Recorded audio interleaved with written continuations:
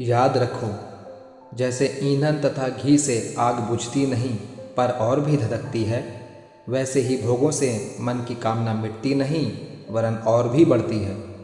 भोगों से मन कभी भरता ही नहीं, वस्तुओं से कभी तृप्त होता ही नहीं। सारे जगत की समस्त वस्तुएं, पुत्र, परिवार, धन, ऐश्वर्य, अधिकार, पद, मान, कीर्ति प्राप्त हो जाए तब भी वह तृप्त नहीं होगा, शांत नहीं होगा। याद रखो, जब तक मन में अशांति है तब तक न तो सुख की प्राप्ति होगी न आनंद का ही अनुभव होगा। जैसे अशांत वायु में दीपक हिलता रहता है और समीप की वस्तु भी यथार्थ रूप में नहीं दिखती, इसी प्रकार व्यग्र और अशांत मन नित्य अपने समीप में स्थित परम वस्तु भगवान को और उनके अखंड सुख स्वरूप को नहीं देख पाता तथा बाहर सारे जगत में खोजता फिरता है। इसलिए मन को इच्छा रहित करने का प्रयत्न करो। याद रखो, संतोष से ही इच्छा का नाश होता है। संतोष न तो आलस्य का नाम है, न उद्यमहीनता का और न असफल जीवन की निराशा का ही। वस्तु की बड़ी चाह थी, प्रयत्न करके थक गए, नहीं मिली, चलो संतोष करो, यह संतोष नहीं है। मन में इच्छा बनी है, तब तक संतोष कैसा?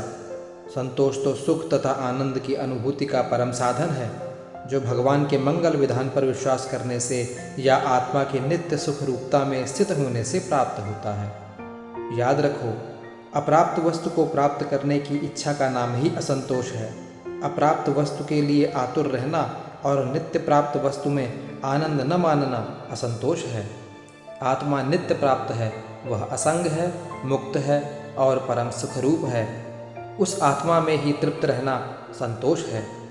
आत्मस्वरूप में रमण करो और किसी बाहरी वस्तु की इच्छा न करो, बस सुखी हो जाओगे। याद रखो, शरीर के प्रारब्धानुसार संसार में जो पदार्थ मिलना है वह बिना इच्छा किए, बिना आतुर हुए भी मिलेगा ही, और जो प्रारब्ध में नहीं है वह लाख रोने, आर्तनाद करने या विविध उपाय करने पर भी नहीं मिलेगा। अपने पूर्वकृत कर्म के अनुसार भोग की प्राप्ति होगी। वस्तुतः जो बोया है उसी को काटना है।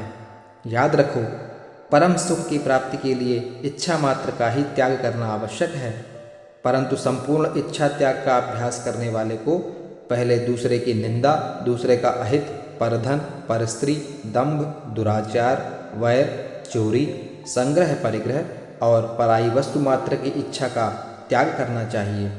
जितनी ही बुरी इच्छाओं का नाश होगा उतनी ही सदिच्छा उत्पन्न होगी। फिर उन सदिच्छाओं को भी भगवान के अर्पण कर देना होगा। याद रखो, इच्छा जितनी ही कम होगी उतना ही सुख बढ़ता जाएगा। जो वस्तु अप्राप्त है उसकी इच्छा न करो और जो प्राप्त है उसका उपयोग अपने सुख के लिए न करके जगत के लिए करो। इससे इच्छा का दमन होगा। जगत के प्राणी पदार्थों में सुख है ही नहीं, यह दृढ़ भावना करो। इससे इच्छा का त्याग सहज ही हो सकेगा। ओम नमो भगवते वासुदेवाय।